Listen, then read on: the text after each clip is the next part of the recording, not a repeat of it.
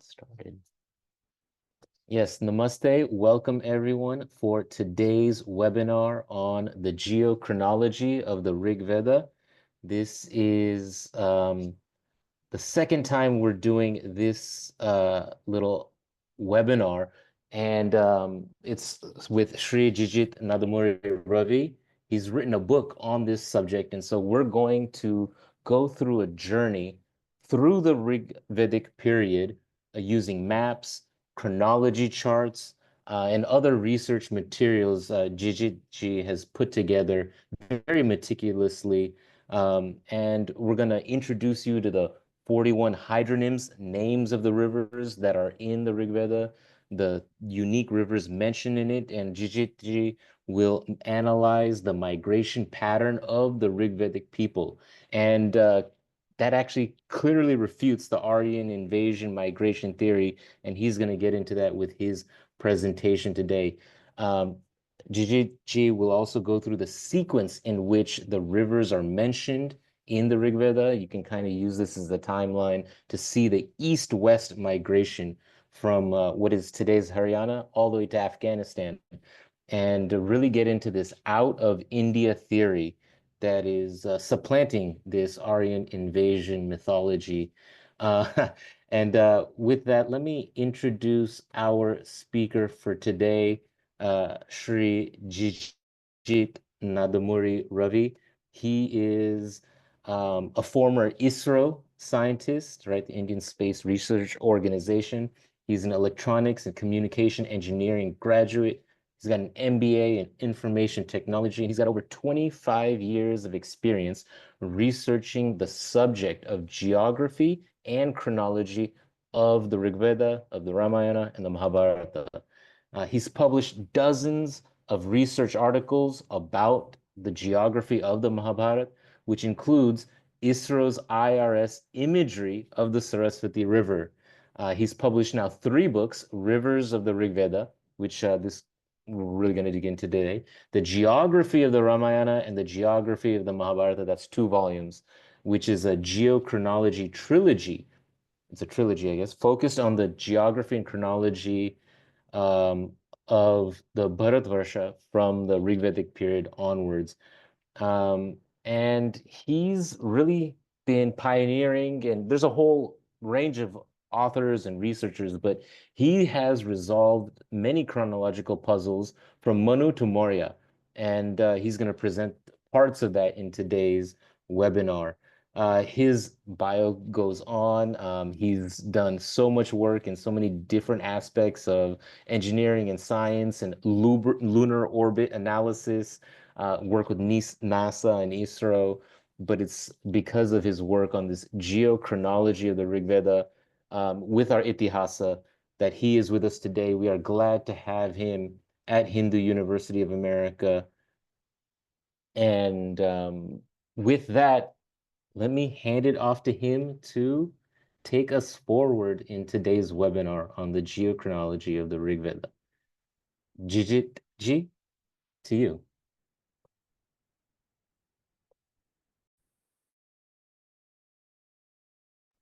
Yeah, just unmute yourself.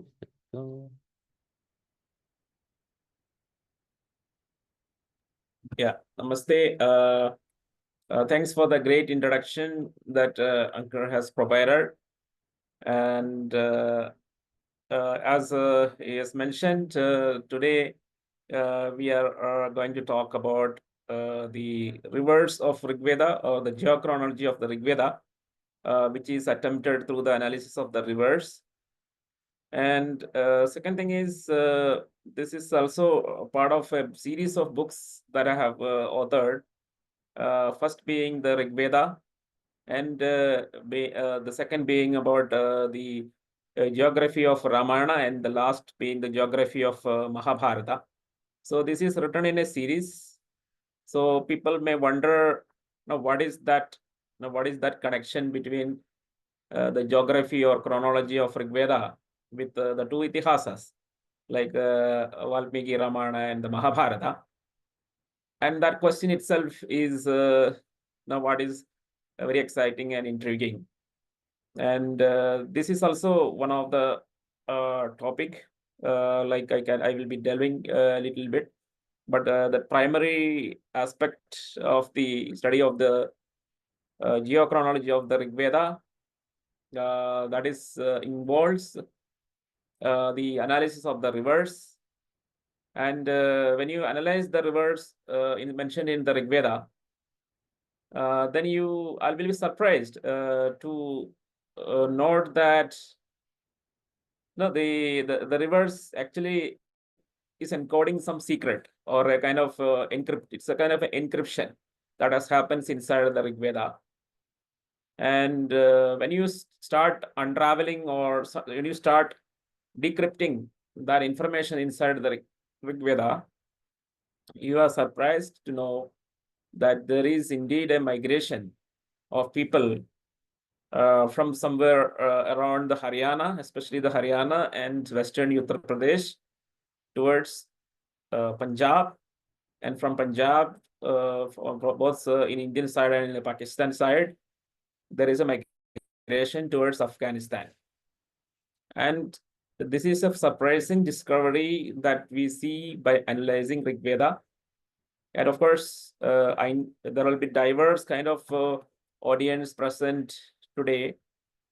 Some of me even wonder whether Rigveda contain information like the names of the rivers, because it's supposed to be about suktas in praise of the Devadas, and it contains a lot of philosophical information. These are the kind of normal understanding about Rigveda, but there is no surprise here because it contains the names of some rivers, and in total Rigveda have 10,552 plus verses, or all they are called rigs, or called the verses, or when you say in the Mahabharata and Ramayana we call it sloka, but in the Rigveda it is called the rig, or it is in English when you say it is the verses. So there are 10,500 plus verses inside the Rigveda, and it has got 1,028 suktas or hymns or poetry. No, we can say these are ancient poetry that we call suktas. But the number of the rivers are mentioned, it is around 32 plus rivers. So within 10,500 plus verses, you get 32 river names. So that is why it is not very obvious to a general reader of Rigveda or those who recites the Rigveda, because when you are reciting 10,500 plus verses from a Rigvedic text, Samhita, very rarely you just focus, or your attention is focused onto some river names mentioned in that. But those who are very familiar with the Rigveda knows that there are certain river names. The greatest of the river Ganga, which is the today's greatest river, is mentioned in the Rigveda. And of course, as far as Rigveda is concerned, Ganga was not the biggest river. It was definitely Saraswati, which is mentioned around 70 plus times in the Rigveda, where Ganga is mentioned only 4 times. And you have many other rivers like the Punjab rivers, like Bias, Satluj, mentioned as Vipas and Sududri, the Bias Satluj river. And then there are the rivers to the west of it, like Ravi, Chenab, and Jalam, that is mentioned as Parishni, Asikni, and Vitasta. And there is a distributary of the Jalam river called Vibali. And of course, there are other rivers like Sarayu. Of course, Sarayu, when you are familiar, there is a Sarayu in the Valmiki Ramayana, but it is in the Uttar Pradesh. We call it Eastern Sarayu. And there was another Sarayu, which is a tributary of Sindhu River in the western side. Today it is known as the Haro River in Pakistan. And Sindhu also got a Gomati River to correspond to the Sarayu. So both the Sindhu River and the Ganga River, their tributaries are named after Sarayu and Gomati. So that shows a migration from the central part, the Saraswati, to eastward eastward to the Ganga and westwards to the Sindhu River. And this westward migration is what we are calling the out of India migration of people or the languages. So this migration can be seen as a people migration within India, like from this western Uttar Pradesh, Haryana to Punjab to this up to Sindhu River, and then the western tributary of Sindhu River, like the Kabul River, which directly takes us to the Afghanistan. And after reaching Afghanistan, we are not sure whether it is a people migration, but there is definitely a language migration. Language can drift across people because of allied dominance, because this Sindhu Saraswati region was highly advanced compared to the other regions like the Central Asia or steppes or Europe. So Sindhu Saraswati civilization was the most advanced, one of the most advanced technologically as well as culturally, as well as the highest population and the largest area, because we always call it as Harappan civilization. Harappa is just one town, one city inside this civilization, and later on it was called Indus Valley civilization because so many cities in the Indus Valley is unearthed, like Mohenjo-daro. But later on, we found that the largest number of cities are on the banks of Saraswati. So we call it Saraswati Sindhu civilization. Now, do you know, it is not yet limited to Saraswati and Sindhu. Even there are certain sites along Narmada River. So currently, the best term for the civilization is Saraswati Sindhu Narmada civilization. And all these three rivers are draining into the same ocean, and they call it Dakshina Samudra. Of course, today the Dakshina Samudra means Kanyakumari, the Samudra to the south of Kanyakumari, Indian Ocean. But in the early Rigvedic period, when the Harappan civilization and the Rigvedic civilization, they are both same. So during that period, basically the Arabian Sea around Gujarat, where the Saraswati and Sindhu drain, Narmada drain, all of them, all these rivers, main river drain, that is called the Dakshina Samudra. And this what we call the Saraswati Sindhu civilization is completely spread across the northwest India, including the Pakistan and Gujarat, and a little to the south of Narmada River in northern Maharashtra. So that is the kind of area, the geographical area of the Saraswati Sindhu civilization, of which 90% of this area is covered in the Rigveda as well, because of the names of the rivers. Except Narmada, all other rivers in the like Saraswati, Sindhu, Ganga, all the rivers in the Indus Valley civilization are mentioned inside Rigveda. So they are both equal, both are the same thing. That very clearly we get. And why we are saying is because in our migration, the people question why the this Indo-European languages, why you are saying it is inside the India. No, so there is, because it is a highly advanced civilization, and it was having capability to transmit languages through allied dominance, because this is the most advanced and highly populous region. If you compare everything in Europe, Central Asia, steppes or Central Asia, so this is the most populous and the most advanced area. From there, the language can spread, and it can reach up to Europe. So that is what we are finding from the Rigveda. Now I will move some slides so that we have some clarity on whatever I am saying.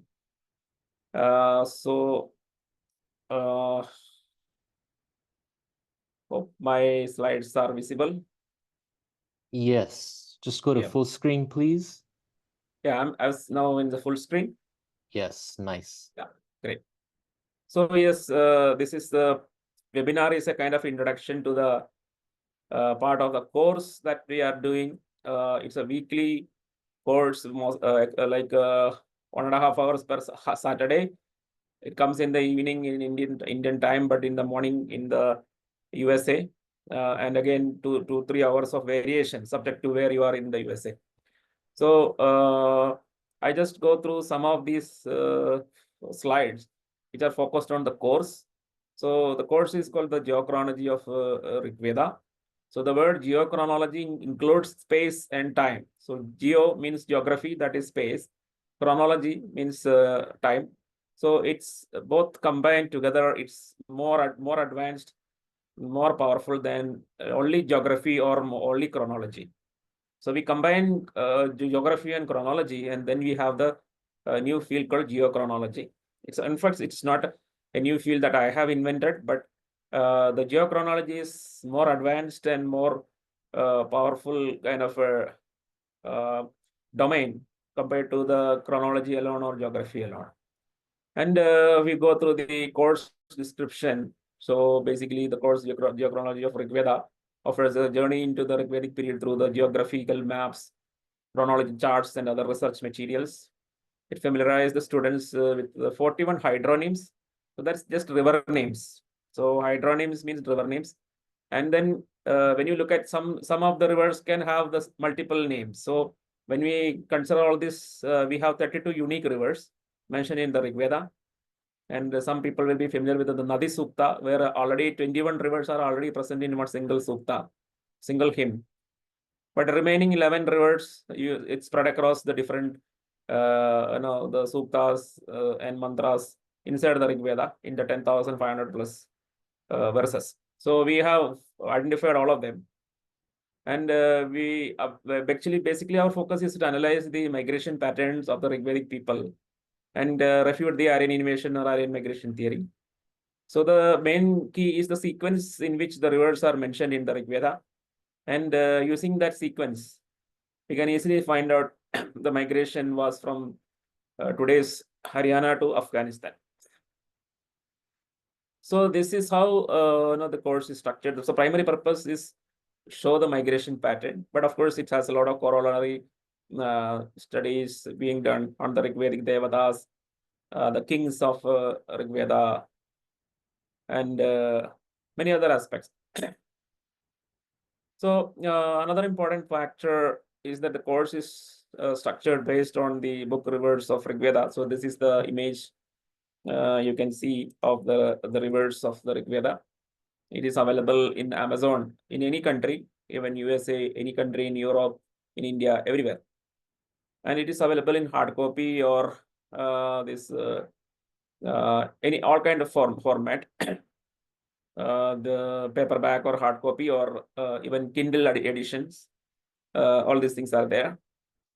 And 30 plus rivers, and then it contains 30 plus rivers identification. So proper identification of where they are.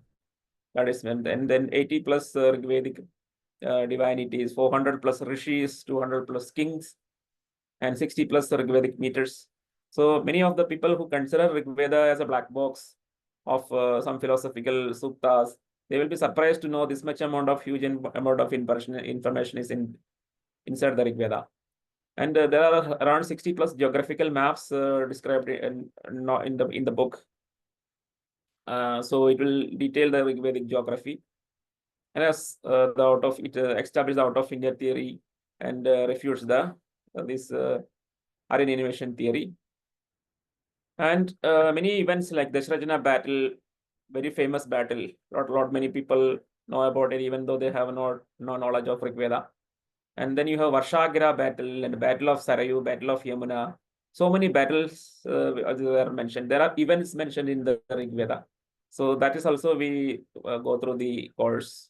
And this is a kind of back cover of the book where I have put all the endorsements and good words from different scholars. So Dr. Elst, Dr. David Frawley, then Vishal Agrawal, Rgveda, Ajay Chaturvedi. So many have given endorsements. So that's also you can see.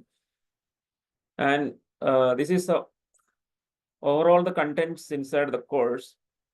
There is an introduction, then a summary of the Rigvedic chronology.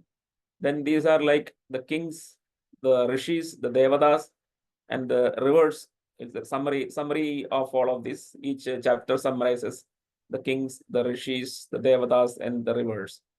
And then the core point of the 0 point of the Rigvedic geography, that is basically Haryana.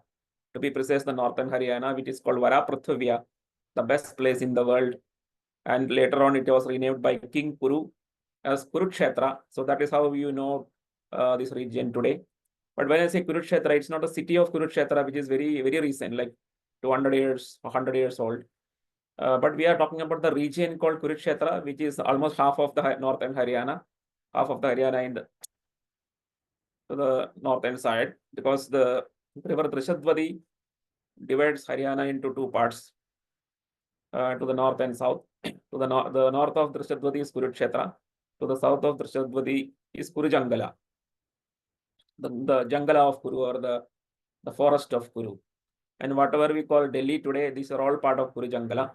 And of course, you know, in Mahabharata, Pandavas established Indraprastha, the city of Indraprastha in Kurujangala, and then onwards it became a proper Janapada. They cleared the forest and then they established the city, Indraprastha. And the northern side of Drishadwati is the Kurukshetra, and Drishadwati is a tributary of Saraswati. And the northern boundary of Kurukshetra is Saraswati herself. So that is the sacred region between Saraswati and Drishadwati, is the Vara Prithuvya mentioned in the Rigveda, in the early part of the Rigveda, and in the Mahabharata it is mentioned as Kurukshetra. Then there are other Rigvedic regions like Cheti, Kikada, Matsya. So some of the Janapadas mentioned in the Mahabharata like Matsya and Chedi are also mentioned in the Rigveda. And some others like Kikada is not mentioned, but their descendants, Magadhas, are mentioned in the Mahabharata and Ramayana. And then we start one after the other different rivers.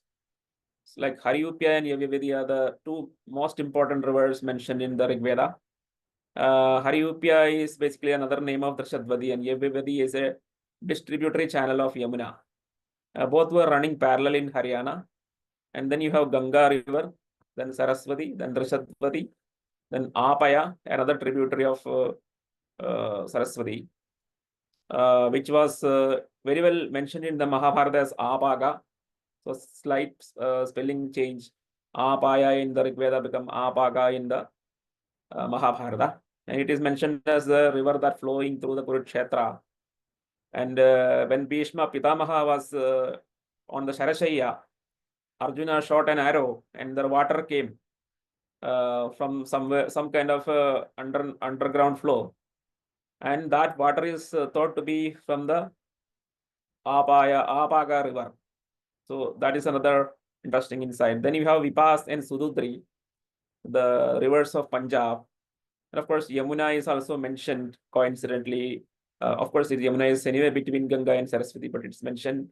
This is a chronological order. That's why chronological order in which the rivers. Some of the rivers Yamuna are introduced later, but of course, Yavivadi is there, so representing Yamuna in the earliest point itself. And then you have Parishni, that is Ravi river, my namesake, and Asikni, that is the Chenab river. Then Vibali, that is another a distributary channel of this Jalam river. Then Sindhu, that is Indus river itself. Then Sarayu, that is a tributary of Sindhu. And then some other, so many other rivers. So it goes like that. So I'm just giving a few of the names. This Shifa is a river in Delhi, and then Anjasi, Kulasi. These are names, other names, and alternate names of Drishadwadi and this Yavavadi. And Veerapatni is another name for Saraswati. And Kupha is the name, there is a Kabul river, the river of Afghanistan. And Krumu is the Kurram river. Then Anitapha is there, the Kondia river, which is another tributary of Sindhu towards close to Jammu and Kashmir. Gomati and Mahatnu. Gomati, this is not the Gomati of Uttar Pradesh, but Gomati tributary of Sindhu. Today it is called Gomal. And there is another river called Mahatnu, which is now dried up. And Rgveda and Sushoma, where the Soma plant. Rasa, another river, which is another term for another name for Sindhu river. Then Tritsama, Shushartu, and Shwetya. These are the rivers in the Jammu and Kashmir region. Amshumati, another name for Yamuna. Marudbratha and Vidasta. So these are two distributary channels of the Jalam river.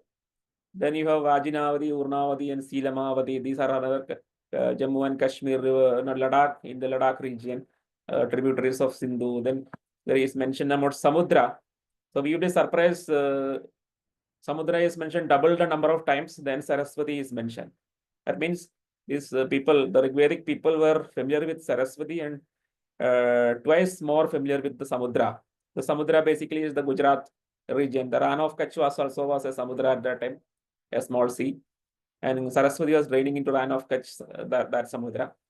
But the Arabian Sea, the Gulf of Cambay, all these are part of the Samudra.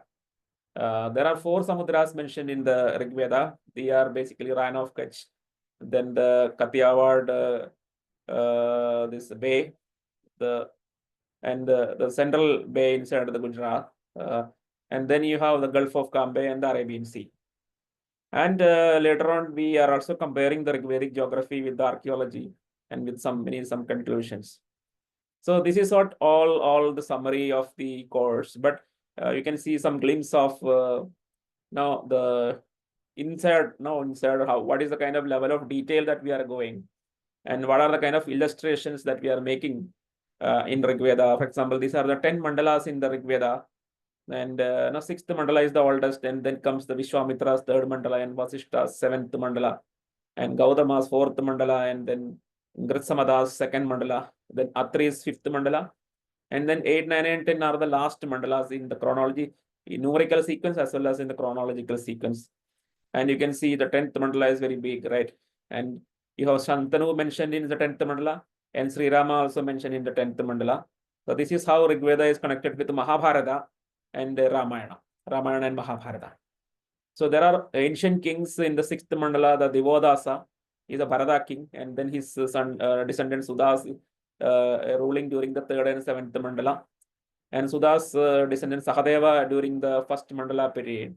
And Sahadeva's descendant Somaga ruling in the 4th mandala period. And later on, the lineage of these are Panjala ancestors.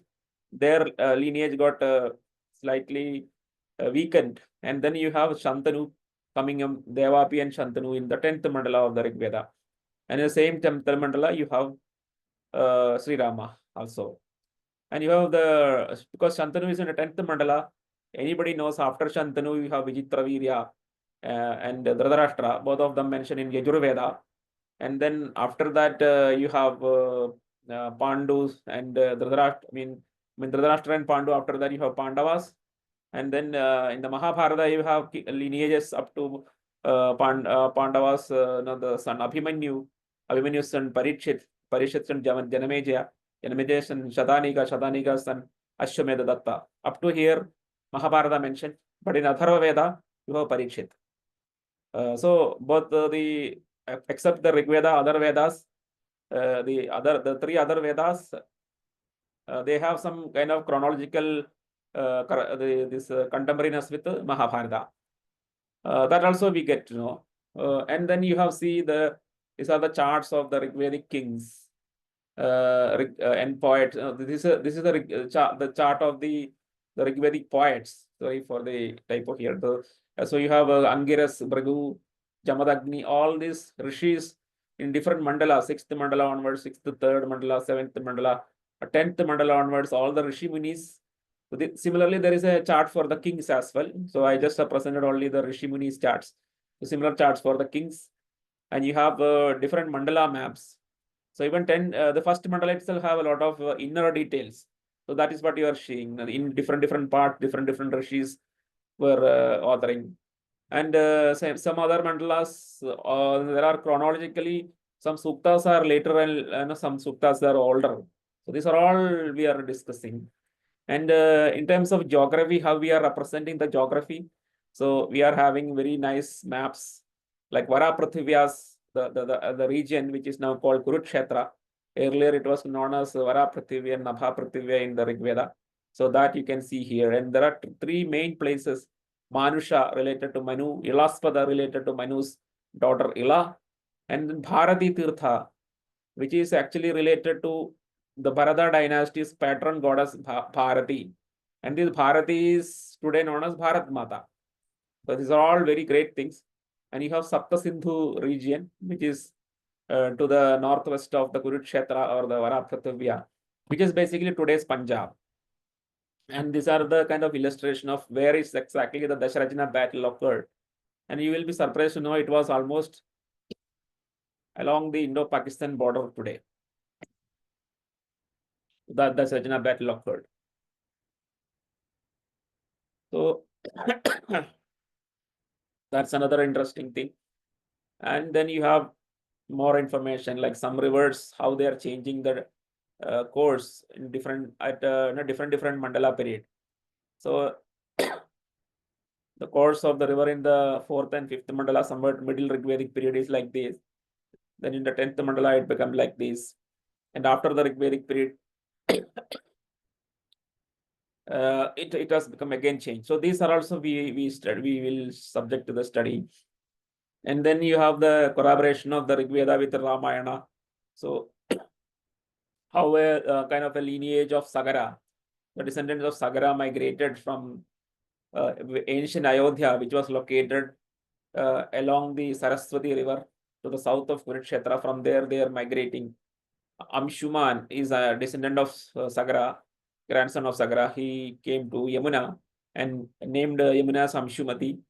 And Amshuman's son Dilipa, and then Bhagiratha named Ganga as Bhagirathi. And later on, Raghu moved to Gomati, and then finally the Aja, Dasharatha, and Rama reached Ayodhya, I mean this region, and they established Ayodhya in Sarayu, the eastern Sarayu. And then you have various kinds of migrations. Not the eastern migrations are domestic migration within India, but the westward migrations are the refutation of the Aryan Invasion Theory, because these migration take you to Afghanistan. So we are actually totally saying no, there is no people migrated from Central Asia or Afghanistan or Iran to India. Instead, we see the opposite. From Western Uttar Pradesh and Haryana, people migrated to Punjab, and from there to Afghanistan. So these are the, for example, I mentioned about the rivers. So yeah, you can see here, the different rivers. The in 6th mandala, you have the easternmost rivers like Ganga and Saraswati. And then in the next mandala, the 3rd mandala, you have little more rivers which are a little more towards the northwest. Actually, you can see Sududri, for example, Satluj and Bias. These are Punjab rivers. And in the 7th mandala, you go even further westwards because of the Asikni and Parushni, that is Chenab, Ravi and Chenab. So a little more western side of the this Satluj Bias. So like that, every mandala, when you after chronologically sequencing the mandala, like correct chronology of the mandalas, when you look at the river names, you can see the oldest rivers are in the east, like Ganga and Saraswati are in east, and later the middle rivers are in Punjab, the Bias, Satluj, and the final rivers like Sindhu and then Kabul River that leads to Afghanistan. And then we have the course learning objectives, like now the fundamentals. These are the fundamental structures of the Rigveda, like the mandala chronology, different mandalas, internal structure of the mandalas, and then the Rigvedic chronology itself we will analyze. And then the Rigvedic kings. So many kings are there, like the Bharata kings itself are diversified into 3 branches: Kushikas, and then Tritsus, they are the ancestors of Panchalas, and then Samvarana Bharatas, that is another 3rd branch of the Bharatas, which leads to Kuru and Pradibha, Shantanu, then Vichitravirya, Dhritarashtra, Pandu, Pandavas, and Kauravas. So that Bharata dynasty, and then you have Ikshvaku lineage itself, 2 divisions, out of which the western division is called Trikshis. That is discussed in the Rigveda. Rigveda is not very much familiar with the eastern Ikshvaka dynasty. Only Rama is mentioned, and Bhagirath is also mentioned in the Rigveda, 10th mandala. So only few kings like in the eastern lineage of Ikshvakus are mentioned in the Rigveda. They are like Amshumati is indirectly mentioned as Amshumati river name. Bhagiratha is mentioned as Bhagiratha, and Rama is directly mentioned as Rama. But the Western kings, the Rigveda is more familiar with the Western Ikshvaku kings like Trasadasyu and Purukutsa. They were actually allies of Samvarana, the ancestor of Kuru.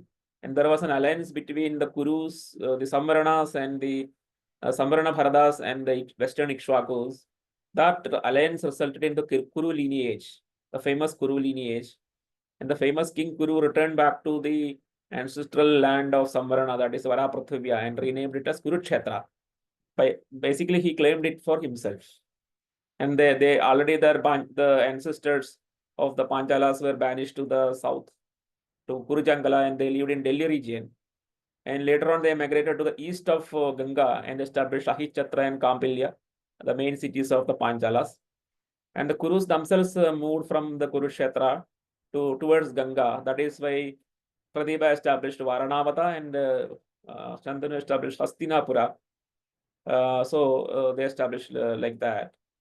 So these are all like from Rigveda, the continuity you can see towards the Mahabharata and Ramayana. And of course, we also study the patterns, all kinds of patterns from Saraswati to westward migration, refuting the Aryan Invasion Theory, and Saraswati to eastward migration, which are domestic migrations of the Ikshvakus. These are all we mentioned, and we analyze Samudra in very great detail, and we get a glimpse of great trade that has happened with Mesopotamia and China, even in the Rigvedic period. And then there is a comparison of Rigvedic geography with archaeology, etc.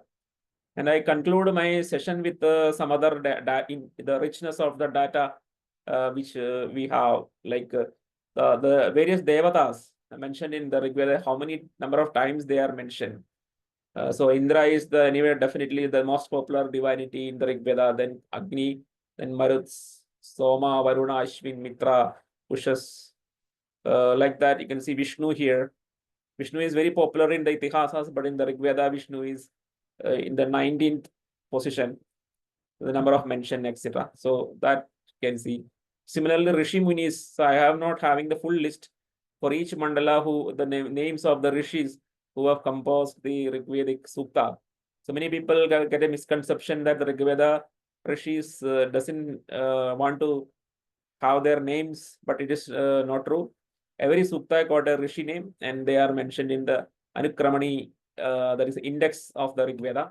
For each mandala, there are 400 plus rishis. And then the poetic meters, you can see the Trishtub, Gayatri, Jagati, Anushtup. So these are the four main poetic meter or chandas. But you can see around 60 different, very, some of them are only single sukta or single verse. Now, like, but they are there. Now, like Kruti, no, very rare, obscure this meter, poetic meter. But Trishtup, Gayatri, Jagadi, and Anushtup are the main.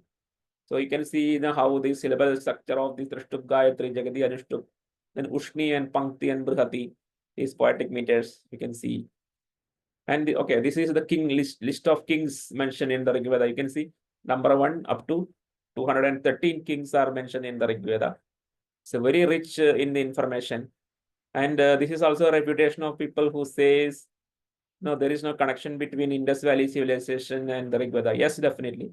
As many number of cities are there, archaeologists have unearthed from the Saraswati Sindhu civilization area. That many number of kings are there in the Rigveda. So they are all add up. And as all the rivers, if you get sum total of all the rivers mentioned in the Rigveda from Ganga up to Kabul River, and in the north, the Jammu Kashmir rivers up to where it drains, Sindhu and Saraswati drain to Gujarat. That is 90% of the Saraswati Sindhu geography also. The only 10% remaining is the Narmada region. So the Narmada region is not mentioned in the Rigveda, but the immediate text, that is Valmiki Ramayana, because Rama is in the 10th mandala of the Rigveda, the last mandala. After that, Rama's lifetime, that is captured in the Valmiki Ramayana. And Valmiki Ramayana mentioned Narmada region. And my study of the Valmiki Ramayana shows that all the places mentioned in the Valmiki Ramayana all to the north of Narmada, and only few places like Marija's location and a city from where Surpanaga is married to. Only few such places are to the south of Narmada, and you will be surprised that is exactly the Saraswati Sindhu Narmada civilization also. Only a few places to the north, south of Narmada, like Daimabad in northern Maharashtra. So if you include Valmiki Ramayana, which just came after the Rigveda, your picture is complete. Now, whatever is Saraswati Sindhu Narmada civilization, That exactly is there in the Rigveda and in the Valmiki Ramayana. Only the river Narmada is not mentioned in the Rigveda. That is already very dominantly mentioned in the Valmiki Ramayana. So with that, I end my presentation. I don't know whether I crossed the time for the lecture, but I think it is probably in time, and then some questions, and then we can wind up. Yeah. Thank you. That was a lot of information, and you've been doing this research for 25 years. So you take some of the basic stuff and maybe sped through it. So I think there's a lot of questions just asking for the timeline, right? When was the Rig Veda? What was the timeline of the Vedas? What was the historical time frame? And there's a lot of debate on this. We had this discussion before. So if you can give that kind of thumbnail timeline just to get people on the same page, that'd be great. Yeah, I agree. I will give a glimpse of it, because when I talk it through the course, then it becomes more acceptable. Because regarding timeline, there are a lot of even I would say conflicts. Because just like people have an expectation about the Rigveda, that it is basically philosophical, and it is talking about praise of Devatas. It definitely 90% of Rigveda is definitely that, but it contains geography, chronology. These are all surprise. Similarly, the dating of the Rigveda also, people have high expectations. But see, the Rigvedic civilization shows a lot of evidence that it is a Bronze Age civilization. The metals like copper is mentioned in Rigveda, bronze is mentioned, gold is mentioned, silver is mentioned, but there is no mention of iron in Rigveda. Some people will debate about it, but iron, proper Krishna IS, is properly mentioned only in Yajurveda and Atharvaveda. But the Rigveda only mentioned IS. IS means metal or copper, and it doesn't include iron. So with that information, that's a time signature from the Rigveda. So Bronze Age in India, at least in the North India, because nowadays we have to distinguish between South India and North India, because there is profile difference in terms of metals usage in North and South. So in the North India, the copper was from 4000 BC onwards, and bronze from 3300 BC onwards. So we can only date Rigveda after 4000 BC, and it should end earlier than the Iron Age. And Iron Age in the North India, it is from 2000 BC onwards. So between 4000 BC to 2000 BC is the kind of chronological bracket for the Rigveda, and my date is from 3300 BC to 1900 BC. I just give 100 years into the Iron Age, but of course the Rigveda doesn't have a mention of Iron Age, but certain one or two slokas where the IS is mentioned can be potentially the iron or something. So that kind of overlapping is there. So 3300 BC to 1900 BC is my date for the Rigveda, and correspondingly both the Itihasas, that is Ramayana and Mahabharata, start mentioning iron, because Pandavas and Rama used iron arrows, Narajas. So they are dated to later than 2000 BC. And these are Yajurveda and Atharvaveda, they are also mention iron. And you can, as I mentioned, Shantanu is the last king. What some problem in the respiratory problem is there. So Shantanu is the last king of Kuru king mentioned in the Rigveda. And it doesn't have iron. Rigveda doesn't have iron. But just one generation after that, Vichitravirya and Chitrangada, Vichitravirya and Dhritarashtra mentioned in Yajurveda. Yajurveda mentions iron. So that all match up, like the metal usage, everything matches from Rigveda to Yajurveda. And the lineage also matches from Shantanu is the last king in the Rigveda, and Vichitravirya and Dhritarashtra is last king in the Yajurveda, and Parikshit is the last king in the Atharvaveda. And Mahabharata have the lineage continuing up from Parikshit to Janamejaya, then Shatanika and Ashwamedha Datta. So Mahabharata continued a little bit 3 generations further down after the Atharvaveda. So all these things are matching up, lineages are matching up. The mention of the metals, that is bronze and copper in Rigveda, and iron in Yajurveda, Atharvaveda, and then Ramayana and Mahabharata, everything is matching up. So this is a very solid chronology.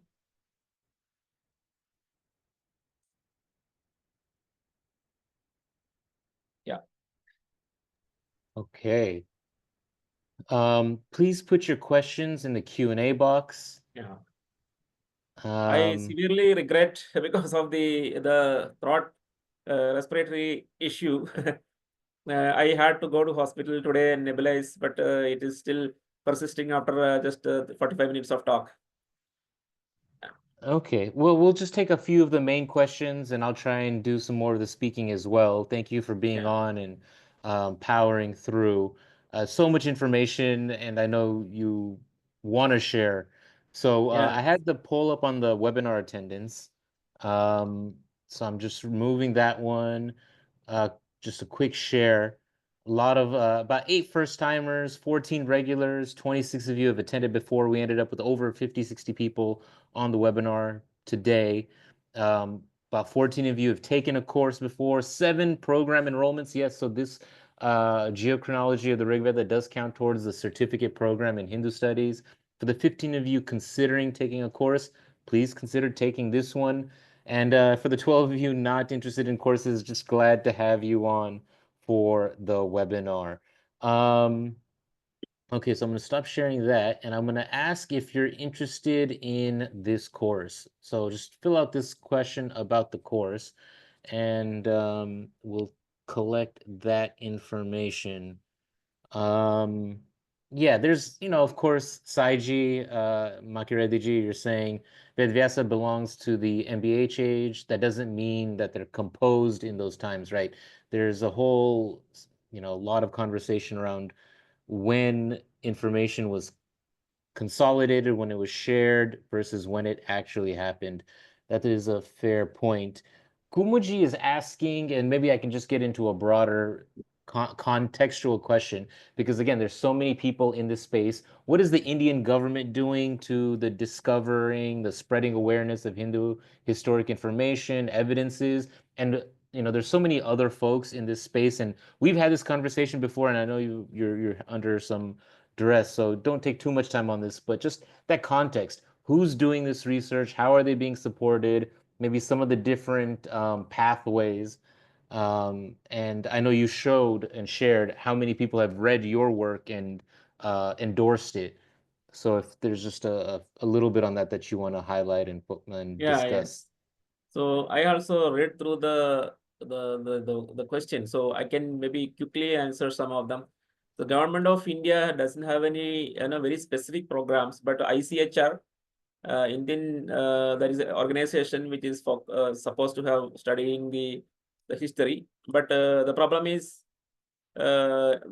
these organizations are not very much focused on the proper research. So it is independent researchers like me, for example, and Srikant Talagiri. So we are all from different professions, but we have put our entire lifetime onto the study of Rigveda, Ramayana, and Mahabharata, and that is what currently happening. The official government things are, I don't know, maybe some because of some bureaucracy, they are not. This is nothing is working there.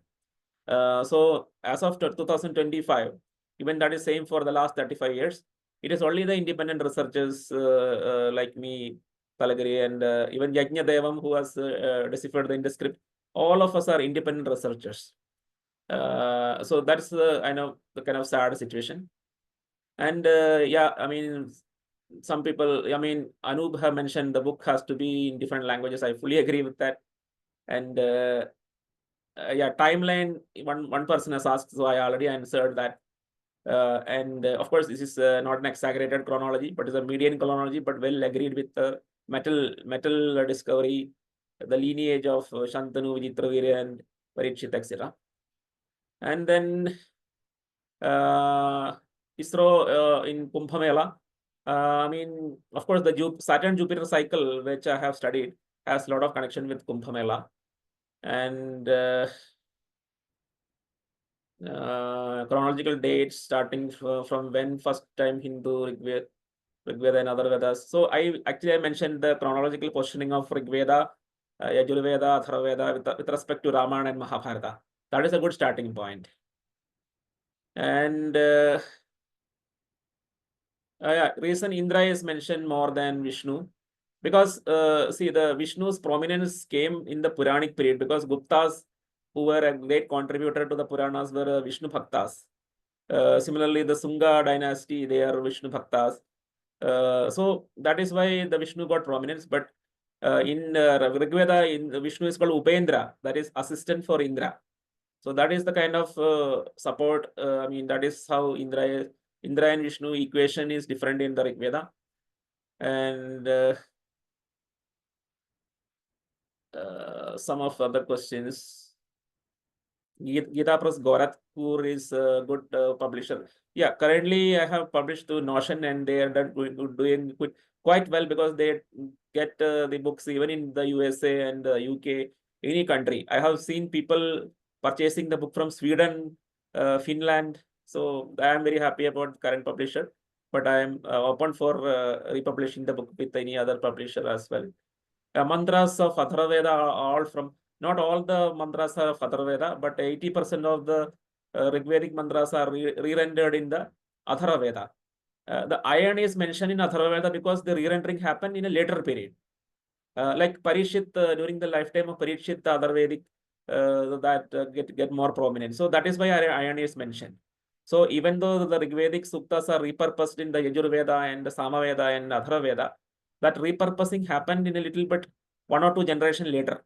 So that is why iron is there in Yajurveda and Atharvaveda, but not there in the Rigveda. So what is the authentic source of Rigveda? So I use the Rigveda Samhita, both in Sanskrit and English translations side by side. That is how I do my research. Then IVC has binary system, number system, which Rigveda doesn't mention. No, IVC have a decimal system, and Rigveda has a decimal system. Maybe you have some confusion. So both have a decimal system, and that also perfectly match between Rigveda and IVC. Do you know the Sumerian civilization, Mesopotamian, they use hexadecimal system. So that is totally unrelated. But Rigveda and IVC are related.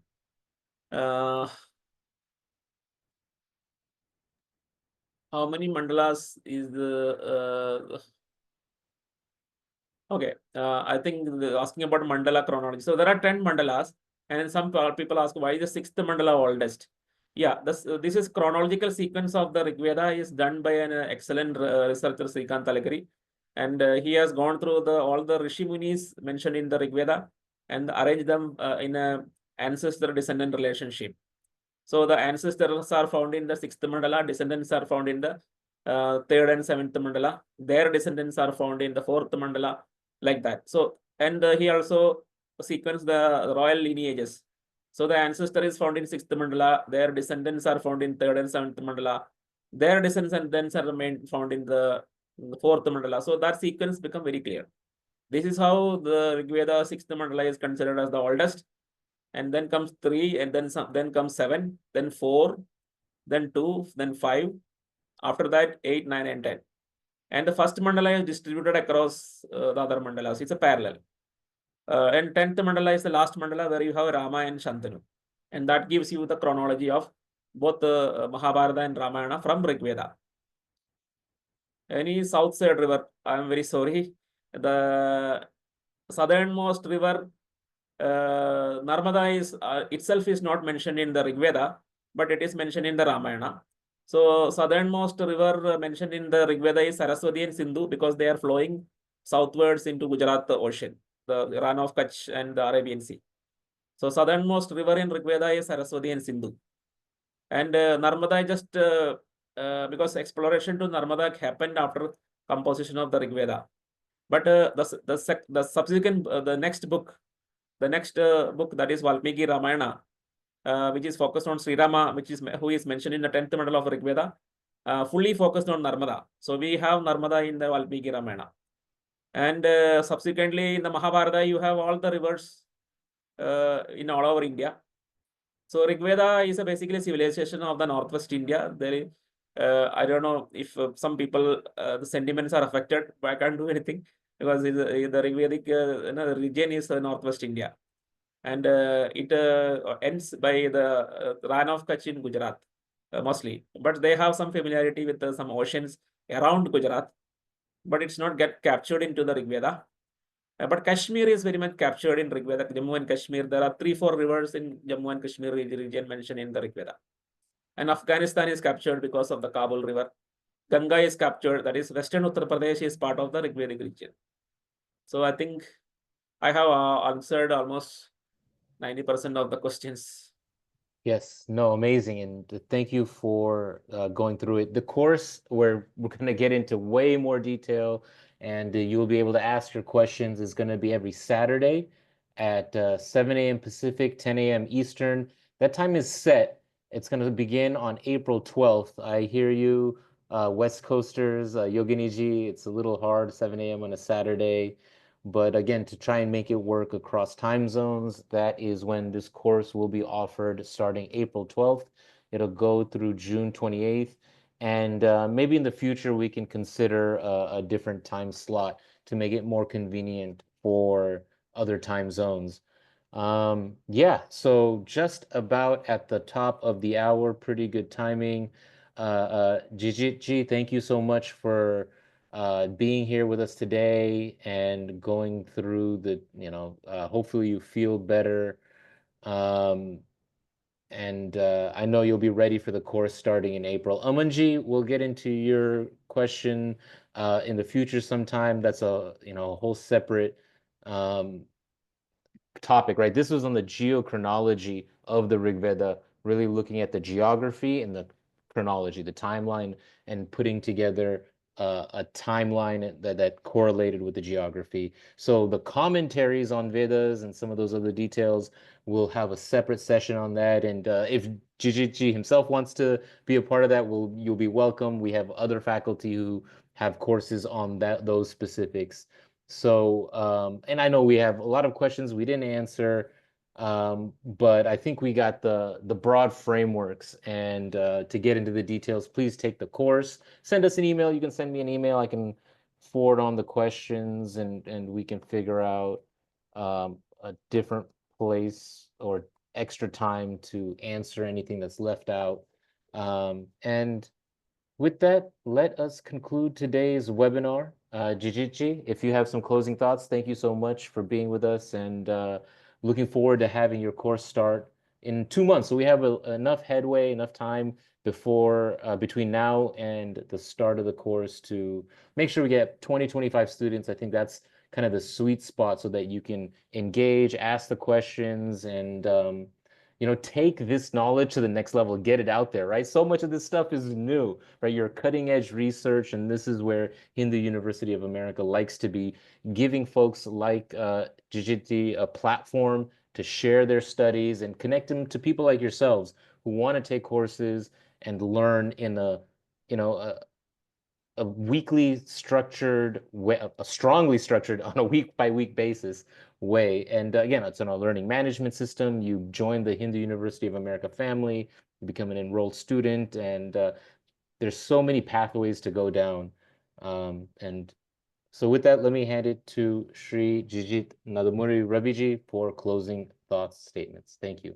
Yeah, it was a kind of great audience. I definitely heartfelt thanks for this great audience support and to Ankurji and for the Hindu University of America.